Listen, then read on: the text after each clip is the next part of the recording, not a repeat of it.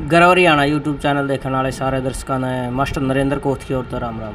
फिलहाल मौजूद हाँ अपने गांव कोथ कला में, और आज का जो हमारा विषय है वो जो प्राचीन हमारी संस्कृति थी, जैसे ऋषि मुनि थे, सन्यासी, योगी थे, तपस्वी थे, तो उन्होंने जो चिकित्सा पद्धति शुरू की थी, धीरे धीरे हमारा समाज कहीं ना कहीं उस चिकित्सा पद्धति से निरंतर दूर होता गया और ये परिणाम आए उस प्रक्रिया के कि लाइलाज बीमारियों ने हमारे समाज को घेर कर और बहुत सी ऐसी दुर्लभ बीमारियां जिनका चिकित्सा पद्धति से ये इलाज संभव हुआ है, उस कड़ी में आज हमारे साथ विक्रम संधू जी मौजूद हैं, जो चिकित्सा पद्धति में आयुर्वेद में निरंतर काम कर रहे हैं।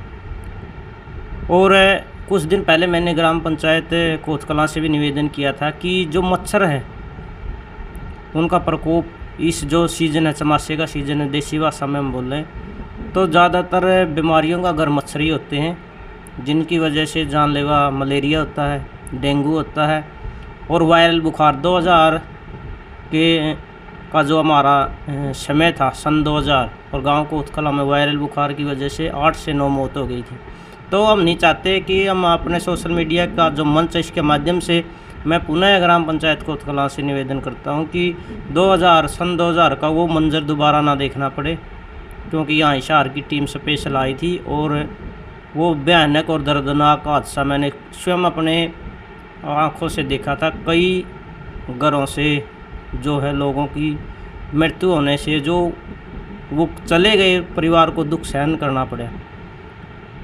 तो आज का जो मुख्य उद्देश्य है इसी कड़ी में कि गांव का विकास के लिए और गांव में एक चिकित्सा पद्धति और जो पुरानी संस्कृति है उसको जिंदा रखे हुए हैं विक्रम संधू जी। उनसे आपकी मुलाकात करवाएंगे और वीडियो के अंत तक बने रहिए, क्योंकि आज की जो वीडियो है मेरे लिए भी ख़ास है। पहली बार मैं इस तरह की वीडियो बनाने के लिए मैं भाई जी ने मेरे को प्रेरित किया था। तो विक्रम भाई जी राम राम। नमस्ते जी। नमस्ते जी। तो विक्रम जी, सबसे पहले तो हमारे चैनल पर आपका स्वागत है जी। धन्यवाद आपका, बड़ा मान सम्मान आपने दिया। और गर्व हरियाणा जो आपका चैनल है, हरियाणा के आपका गौरव बढ़ाने का कार्य कर रहे हैं, इसके लिए भी बड़ी शुभकामनाएं आपको, और जो आपके दर्शकगण हैं उनको भी सभी को नमस्ते। मैं विक्रम का विशेष विक्रम जो आयुर्वेद में जो कार्य थोड़ा बहुत जितना भी मैं जान पाया हूँ वो मैं इसमें रुचि भी है, और रुचि कर ही कार्य करना चाहिए, उसी में व्यक्ति की जो है बढ़ोतरी होती है। ठीक। इसमें सेवाएं दे रहे हैं। अच्छा विक्रम जी, जो यू फील्ड है चिकित्सा पद्धति का, आपका रुझान कैसे हुआ और इस फील्ड में आपने जो उपाधि या डिग्री वगैरह की है, पढ़ाई वगैरह की, उसके बारे में और दर्शकों को जानकारी। मेरी रुचि वैसे तो आयुर्वेद के अंदर शुरू से ही रही है, बचपन से ही वो उस माध्यम से कि पेड़ पौधे लगाना शुरू से ही अपने घर में भी तुलसी का है पौधा, एलोवेरा है, अगवार पट्टा बोलते हैं इसको, और गांव में भी जहाँ जगह मिल गई तालाब आदि पर छोटे होते थे बच्चे, तभी से इनमें रुचि थी। और एक रुचि थी मेरी गाय रखने में शुरू दिन से ही अपने। अब तो खैर समय बदल गया, अब वो आज वो समय नहीं है जब मैं छोटा था उस समय पर, क्योंकि 2 बरदानी बुग्गी अपने गांव में देखी होंगी आपने, ये कितनी कम होगी। तो बरदा का खुरा फिरना और गाय अपना घर तो शुरू से रहे हैं, उनकी सेवा करनी जितना कि भी बन पाया करते, जो जाने करते, बड़ी रुचि रही। बड़े होते गए मन में यो एक जो बीज रूप में था वो वृक्ष बनता गया, और यो विचार का वृक्ष, और मन में आंदा गया कि भाई गाय का विषय में ही जीवन में कुछ ना कुछ करना है। उससे तय संबंधित विचार रही। कॉलेज पूरा होया उसके बाद देखो व्यक्ति ने अपनी आजीविका का साधन भी करना हुआ है, तो उस माध्यम तक कुछ अपने जो कंपटीशन टेस्ट थे उनकी तैयारी साथ में करने लग गए, क्योंकि तब तक पता नहीं था कि गाय की जो आर्थिक तौर पे हम गाय से कैसे लाभ ले सकते हैं गाय रख के। वैसे देखो गौशालाएं बहुत हैं, आज हमने गौशालाओं की स्थिति का भी पता है कैसी है। और गाय का एक जो विचार बन गया, गाय हमारे समाज से दूर चली गई कि गाय दूध नहीं देती। अब उसका भी एक देखना था, ये तो सत्य बात है कि लाभ तो चाहिए व्यक्ति को, है ना। उसी के चलते एक फ़ोन के माध्यम से ही जानकारी मिली थी मेरे को। पंचगव्य विद्यापीठम गुरुकुल है ये कांचीपुरम में, तमिलनाडु में। अच्छा अच्छा। हाँ, उनका विस्तार केंद्र जब उनकी वेबसाइट जो देखी फ़ोन पर, उनकी साइट पर जाकर के देखा तो उनका विस्तार केंद्र है भारत के अलग अलग राज्यों में। हाँ कई सारे अपने जींद में भी है। हाँ और जींद का उन्होंने संपर्क दिया हुआ था। सुशील भाई हैं जो मेरे बड़े भाई हैं और जिन्होंने मैं सिखाया हूँ, इस प्रेरित किया हूँ। कौन से गाँव से हैं? ये चुड़पुर गांव से हैं। हाँ अब उनसे मिलने के लिए गए। मैं तो गया था गाय के विषय में सीखने के लिए, हाँ मेरे को तो इतना ही पता था। हाँ। तो उन्होंने बताया कि देखो गाय के विषय ऐसा है, गाय के माध्यम से हम सीख सकते हैं। पंचगव्य के माध्यम से गाय की रक्षा कैसे कर सकते हैं या फिर उससे आजीविका कैसे कमा सकते हैं। पंचगव्य यानी कि 5 गव्य जो गाय से प्राप्त होता है, हमें वो गव्य बोलते हैं उसको। दूध, दूध से बना घी और दही, 2 हैं गोबर और गोमूत्र। ठीक है, ये मुख्य गव्य हैं। बाकी तो छाछ है और उसका मक्खन है और कई सारे गव्य और भी हैं। तो इस विषय पर वो प्रशिक्षण दे रहे थे। तो 1 साल भर का एक ये कोर्स है, इसको MD पंचगव्य बोलते हैं। 1 साल भर में ही इसका पूरा पाठ्यक्रम वो हो जाता है। और वो एक प्रमाण पत्र भी इशू करते हैं जो सरकार से प्रमाणित है। उसके बाद जब उसमें सीखने के लिए गए, थोड़ा जानकारी प्राप्त की उनसे, तो वहाँ पर उन्होंने बताया कि भाई गोबर का या गोमूत्र से कैसे औषधियाँ बना सकते हैं। अब सुना तो पहले भी था गोमूत्र कैंसर में कार्य करता है। अब ठीक उनका जो फॉर्मुलेशन था और ये सब था, और शरीर का विज्ञान है जो 12 अंगों का विज्ञान जो अपने ऋषि मुनियों की जो बात की थी अपने प्राचीन आयुर्वेद में। जैसे मुख्य तौर पर आयुर्वेद का जब नाम आता है तो भगवान धन्वंतरी इसके जनक रहे हैं। और वैसे तो ये वेदों में का जो 4 वेद हैं और अथर्ववेद का उपवेद है आयुर्वेद, वहाँ से ही ये चला आ रहा है। आज हमारे पास इसकी विद्या क्यों कम होगी, उसके अलग अलग कारण समय समय पर रहे हैं। तो वहाँ पर ये सब चिकित्साएं हुआ करती थी, लेकिन वो समाप्त हो गई। और उन गुरुकुलों में जो आयुर्वेद का था विज्ञान, वो तो 12 अंगों का, शरीर के जो अंग हैं 12 अंग हैं उनका विज्ञान था। तो वहाँ पर उस विस्तार केंद्र में या कहीं उस गुरुकुल में प्रशिक्षण लिया, पढ़ाई की, वहीं पर रहे थे गुरुकुलीय व्यवस्था के अनुसार जो भी पाठ्यक्रम था। तो वहाँ आयुर्वेद मैंने पढ़ा मुख्य रूप से। हाँ, मैं तो और साथ के साथ गाय का तो एक दृष्टिकोण बदल गया कि भाई गाय को कैसे रखना है, और गाय का भी रखने का पूरा मैनेजमेंट बताया कैसे गाय को रखना होता है, गाय होती क्या है। और आज जो हम गाय के विषय में जो हम जानते हैं ना, ये तो ये मानो कि बस लोग प्रचलित जो बातें हैं उतना ही पता है। असली अगर गाय का महत्व जानेंगे तो ये बहुत गहरा विषय है। और ये हमारे स्वास्थ्य के लिए और हमारे आर्थिक व्यवस्था के लिए, समृद्धि के लिए महत्वपूर्ण है, और किसान वर्ग के लिए तो बहुत ज़्यादा ही। तो बस इसी में आगे चलते गए, पढ़ते गए, धीरे धीरे स्वाध्याय की रुचि बन गई। काफ़ी सारी जो ठीक जो लेखक थे उन्होंने जो पुस्तकें लिखी हैं वो हम लेके आते रहे। और दूसरा इसमें है कि देखो, एक समय होता है व्यक्ति का पढ़ाई का। अब वो समय तो निकल गया कॉलेज तक, आगे तो अब दोबारा से शुरू कर नहीं सकते थे। इसीलिए आयुर्वेद में अगर थोड़ा प्रमाण की आवश्यकता पड़ती है, क्योंकि हम कोई भी काम करते हैं तो गवर्नमेंट से तो बच नहीं सकते। वो तो क्योंकि शासन में तो हम रहेंगे ना। अब चोरी से कोई काम करेंगे तो एक अलग बात है, वो व्यक्ति के अंदर डर रहेगा। अगर हम चिकित्सा करते हैं, अगर कोई पूछ ले अब क्या करा, देखो वैसे तो वैद्य की आयुर्वेद की कोई डिग्री प्रमाण पत्र की कोई आवश्यकता होती नहीं, वो तो व्यक्ति का कौशल है, वो व्यक्ति कितना जानता है। फिर भी अगर हम एक बैकग्राउंड देखें तो पंचगव्य आयुर्वेद और नेचुरोथेरेपी में मैंने सर्टिफिकेशन कोर्स जो डिप्लोमा जो किए हुए हैं उसी के माध्यम से। और दूसरा फिर ये तो कुछ तो जो है स्वाध्याय से सीखते हैं। दूसरा एक सबसे बड़ी बात है, हमारे गांव में आज भी बहुत सारे ऐसे लोग हैं जिनके पास वो ऐसे सूत्र हैं जिनको हम देसी नुस्खे बोलते हैं। वो बहुत गहरे सूत्र हैं, भले ही उनको उनकी परिभाषा के अनुसार नहीं पता हो, लेकिन वो परंपरागत ऐसे के ऐसे चले आ रहे हैं जिनके आज भी रिजल्ट बहुत अच्छे हैं। उनसे भी जो जहाँ पर जो मिलता है बड़े आग्रह के साथ, बड़े आदर के साथ, सम्मान के साथ उनसे सीखते हैं। और सीखने की भाव तो मेरा बहुत प्रबल रहता है कि भाई सीखने का, मैं किसी से भी सीखने के लिए तैयार रहता हूँ। मेरे लिए कोई मायने नहीं रखता ये जो आज की व्यवस्था है, जाति पाति ऊंचा नीचा, ये कुछ नहीं। सिखाने वाला बड़ा होता है। हाँ, वो ठीक ठीक सिखाने वाला हो, ऐसा नहीं। वैसे तो बहुत सारे ज्ञानी बैठे हैं, लेकिन बहुत सारे ऐसे भी व्यक्ति मिले, बुजुर्ग मिले, महिलाएं मिली, जिन्होंने ऐसे ऐसे सूत्र दे दिए। जैसे गांव में ही एक बुजुर्ग महिला थी, ताई की उम्र की, उन्होंने एक बवासीर होती है ना, कितना भयंकर रोग है, पीड़ादायक भी है, तो उन्होंने एक सूत्र बताया था। और उसके अनुसार जो उसका कहना ये था कि अब आजकल मेरे जो बच्चे हैं वो इसमें रुचि नहीं लेते हैं और मैं ये दवाई बना नहीं पा रही। तो बड़े आग्रह के साथ मैंने उनसे वो पूछा, उन्होंने बताया भी और मैंने सीखा। और उसके जैसा जैसा उन्होंने बताया था वैसे वैसे मैंने किया, तो बहुत अच्छे रिजल्ट हैं उसके। हाँ, इस प्रकार से मेरी इसमें शुरुआत हुई और ये चल रहा है अभी। अच्छा विक्रम जी, जैसे आज के युग की यदि हम बात करें तो ये एक अलग सा है। जैसे पूरे गांव में यदि देखें तो आप शायद एकमात्र हो गए, या और कोई भी है आयुर्वेद में? हाँ, अपने गांव से मेरी उम्र के तो बहुत कम है। एलोपैथी में ज़्यादा है, आयुर्वेद में कम है। अगर इक्का दुक्का है, अब जैसे कई सारे अपना गांव में जड़ा की दवाई देवे हैं, वो भी एक आयुर्वेद का ही हिस्सा है।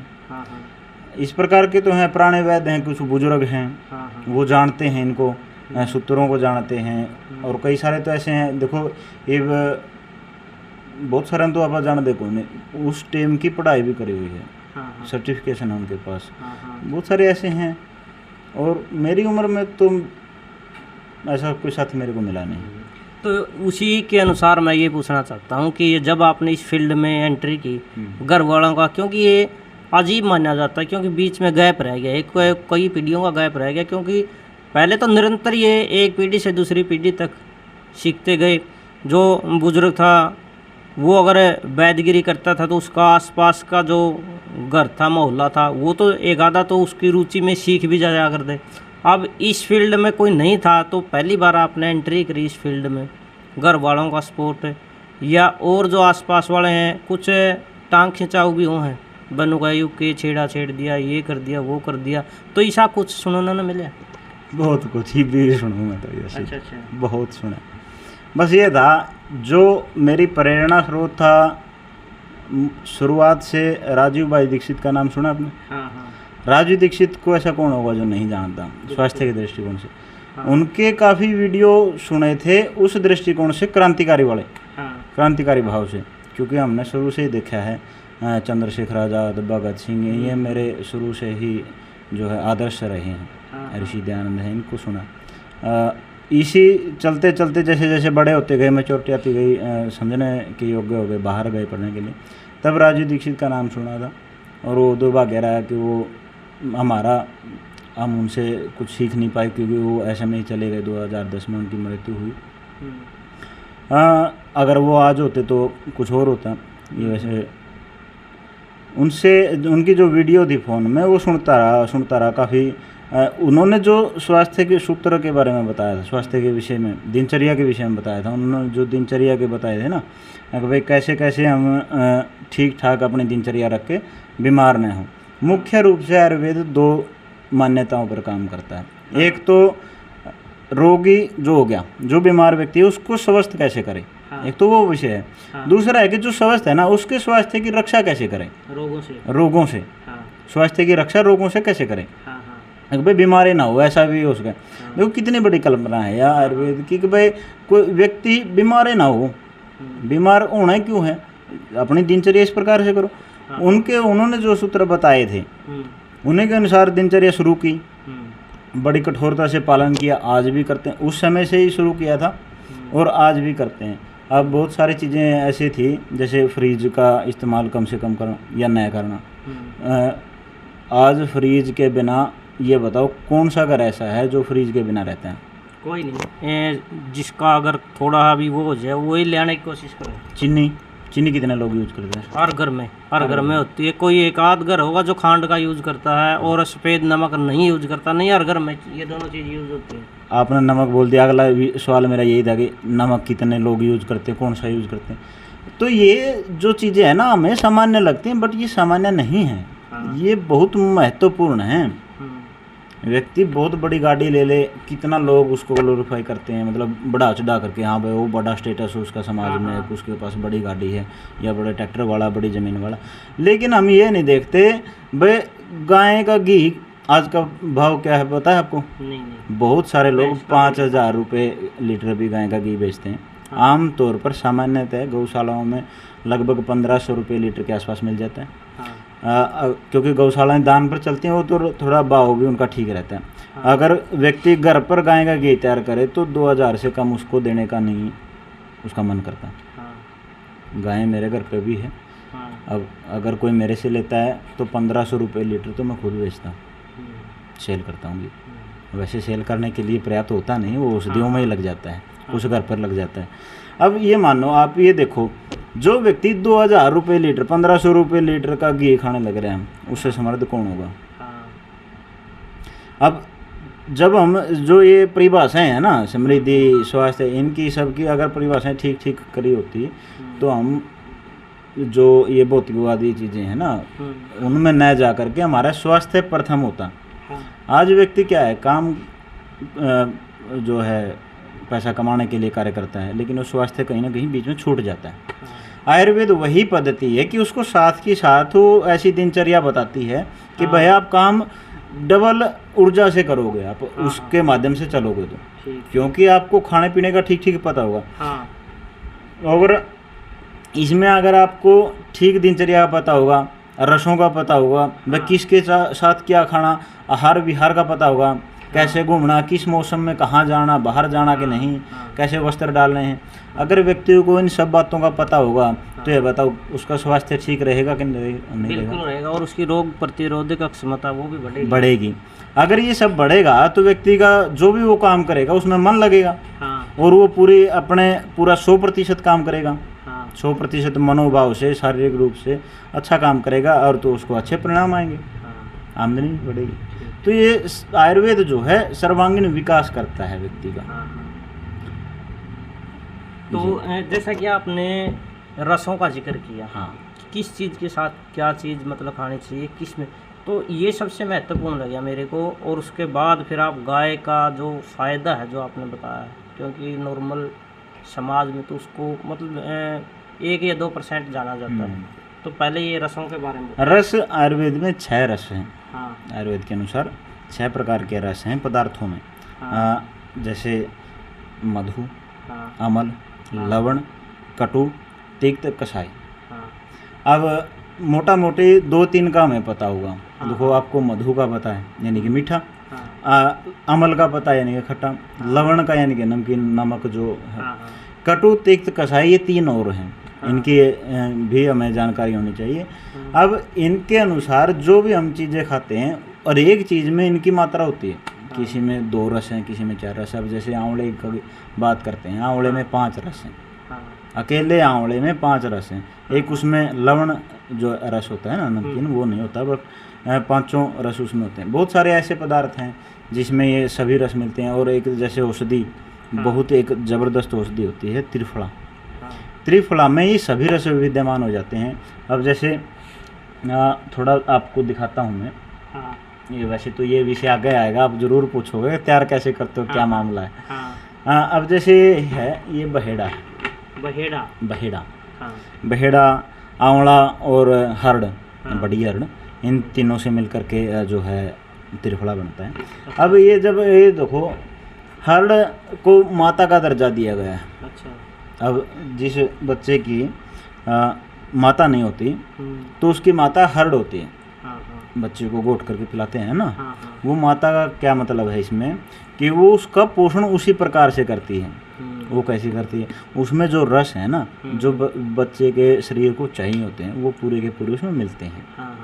अगर व्यक्ति को पूरे रस मिलेंगे तो उसकी पाचन क्रिया अच्छी होगी और अच्छे से रक्त रस। 7 धातुएं हैं, 6 रस हैं, 7 धातुएं। उनका पोषण होता है और उससे फिर हमारा स्वास्थ्य बढ़ता है, जो है जीवनी शक्ति बढ़ती है। ठीक। रसों का तो यही है। और इसमें जो है मिला करके किसके साथ क्या मिला करके खाना है, और ये आता है आहार के विषय में, विरुद्ध आहार। अब विरुद्ध आहार का मतलब होता है, विरुद्ध क्या होता है, एक दूसरे के जो साथ संबंध नहीं मिलते हों जिसका, वो एक दूसरे का विरोध होगा, एक दूसरे के विरोधी हो गए। जैसे आपके और मेरे विचार मिल रहे हैं तो हम एक साथ हैं, अगर विचार नहीं मिलते हो तो आप सीधे निकल जाते हैं, वो विरोधी हो गया। विरोधी क्या है, जैसे दूध के साथ प्याज खाना, वो उसका विरोध करता है। दूध के साथ कोई भी जैसे लस्सी, दही, खट्टी चीज़ें, इनका सेवन करना वो अहितकर है, वो नुकसानदायक है।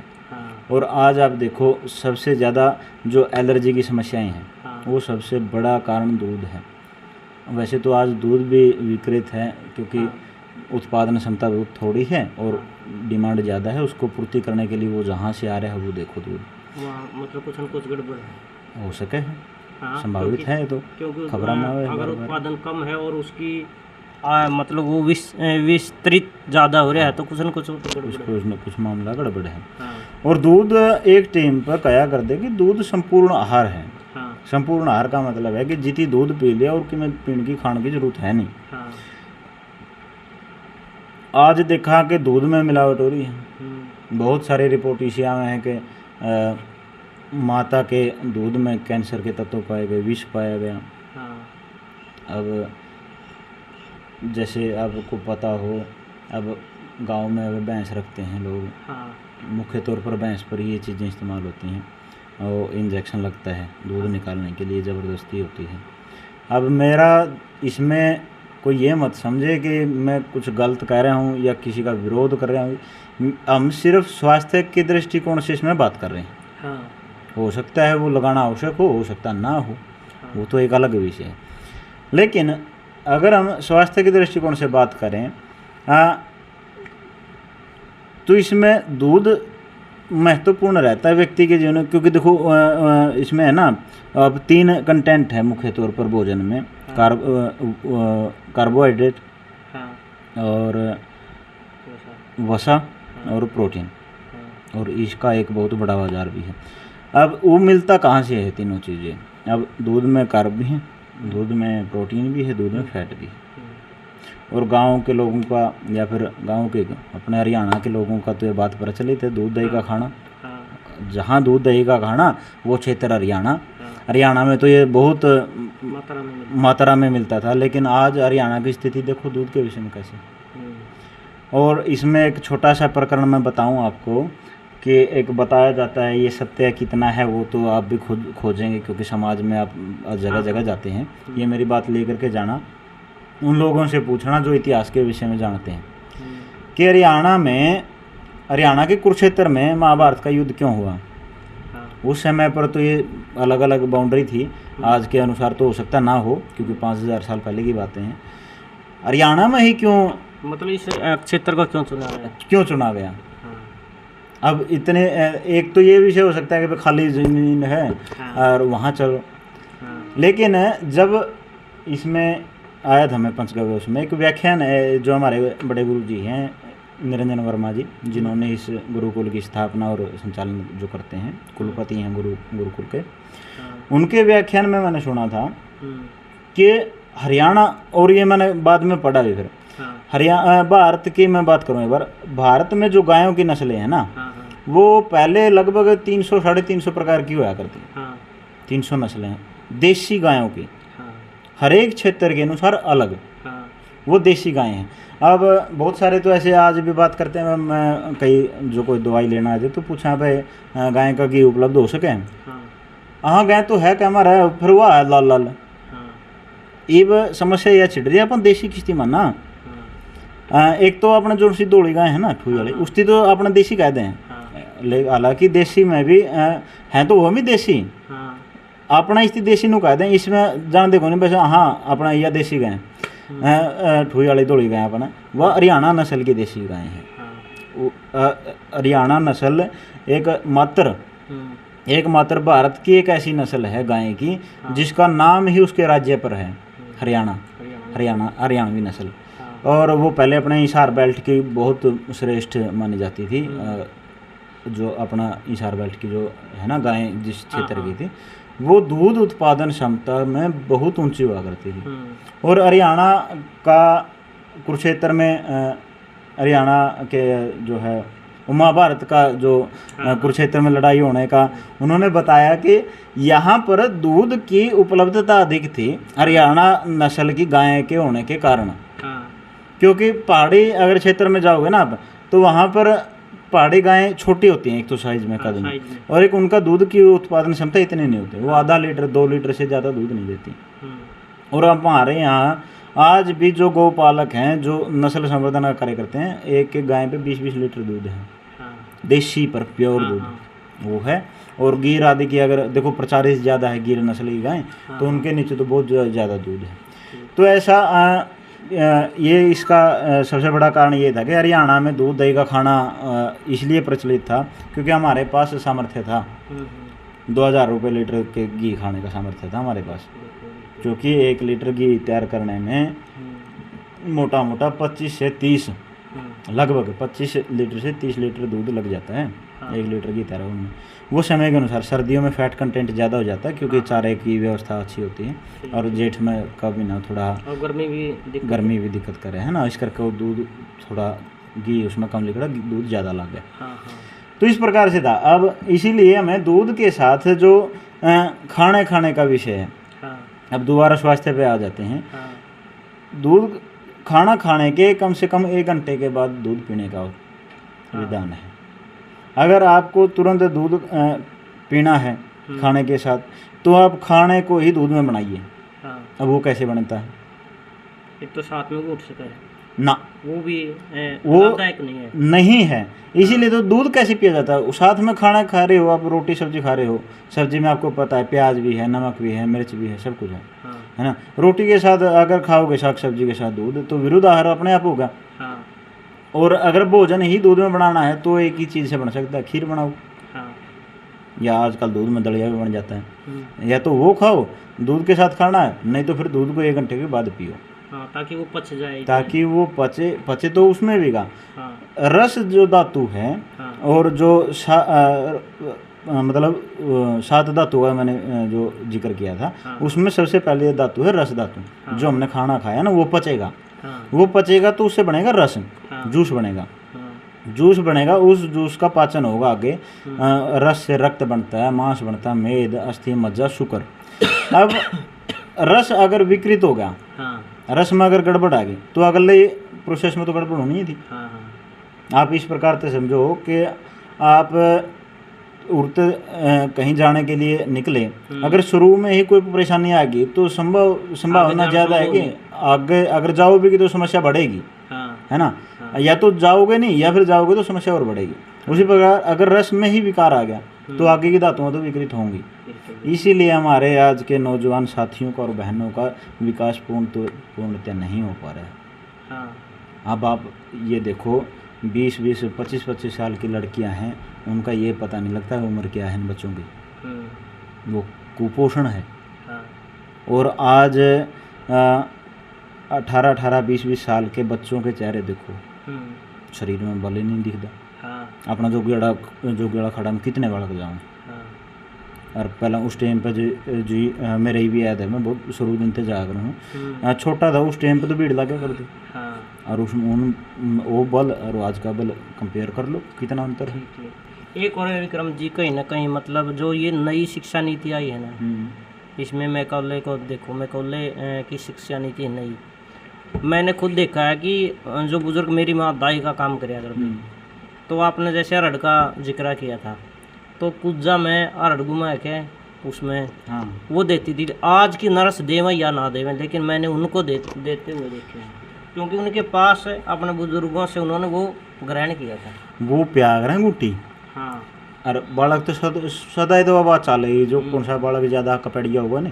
आखिर ये शब्द आपके चैनल पर काफ़ी सारे लोग भारत के भी देखते होंगे, तो कपड़िया जैसे शब्द ये काफ़ी सारे लोग का नहीं समझ में आए, तो माफ़ करेंगे इस बात में। फिर देखा हरियाणा की भी थोड़ी जो शैली है, वो बात जो शब्द हैं उनका भी इस्तेमाल होना चाहिए। जो बालक जितना शैतान हो रहा है अड़बदी होगा कपाड़िया होगा उधर कहा कर है इसके ये किसकी गुंटी पी रहा है वो किसकी गुंटी दे है ना। तो क्या करें उन्होंने कहा अगर शेर की गुंटी पी रहा है तो मतलब क्या है इसका भाई उस टाइम पे तो उसने अरड़ की गुंटी जो पी है अरड़ जायफल पिया कर तो उसकी पाचन शक्ति बढ़िया कर दी और जिसकी शुरू दिन तक पाचन शक्ति मजबूत हो गई तो कह नहीं करें बूढ़े भाई बालकपन का खाया जवानी में ला के जवानी का खाया गया बुढ़ापा में काम देवे। इस करके बढ़िया खुराक खानी चाहिए और संयमता रहना चाहिए जी। इसलिए हमारे पहले आर्य समाज भी हुआ करता था, अब आज भी वो चीज़ें चल रही हैं जो सामाजिक तौर पर हमें जो नैतिक शिक्षा देने करे करते हैं, जो ब्रह्मचर्य के विषय में और व्यायाम आदि के विषय में ये सब शिक्षाएं दिया करते थे। तो उसी के लिए था कि हमारा स्वास्थ्य बढ़े ताकि हमारा समाज एक अच्छा समाज बने। ठीक ठीक। अच्छा विक्रम जी, अब गाय पर और थोड़ा बहुत बताओ। क्योंकि गाय को हम बहुत कम जानते हैं और बहुत से रखते हैं। मैंने भी वो दौर देखा है, अगर भैंसों का एक झुंड होता ना उसके साथ एक गाय जरूर हुआ करती भैंस पानी के अंदर और गाय पानी पी के तालाब पे बाहर खड़ी रहती थी। गाय के विषय तो मेरा सबसे प्रिय विषय है। इस पर तो आप बात कितनी कर दे रहे हो, हम कदे थको नहीं है काम बात। और भविष्य में अगर ईश्वर का सामर्थ्य तो हमारे साथ है ही, अगर भविष्य में स्थितियां भी ठीक रही तो आने वाले समय में वो दौर आपको दोबारा दिखेगा, क्योंकि हम प्रयास करेंगे। हमारी इच्छा है ताकि इच्छा है और ये आवश्यकता भी है, बहुत ज़्यादा आवश्यकता है आज हमें नस्ल संवर्धन की। ये देखो इसी के चलते एक घटना भी हुई थी हमारे हरियाणा के नूह में, जो कुछ गोरक्षक थे मोनू मानेसर जैसे लोग, उनके देखो कितना बड़ा बवाल है ये जो गाय का रक्षण। मैं इसके विषय में थोड़ा एक और गहराई से फिर बताऊंगा। ये देखो ये क्या है पुस्तक, ये देखो इस पुस्तक में 5 पुस्तकें हैं और उसमें एक है गौ करुणा निधि। और ये किसकी लिखी हुई है? महर्षि दयानंद सरस्वती। जब ऋषि महर्षि गाय के विषय में लिखते हैं तो सामान्य बात तो होगी नहीं। ऋषियों ने भैंस के बारे में क्यों लिखा? विशेष पुस्तक लिखी है ऋषि दयानंद ने। ऋषि दयानंद कोई सामान्य व्यक्ति नहीं थे।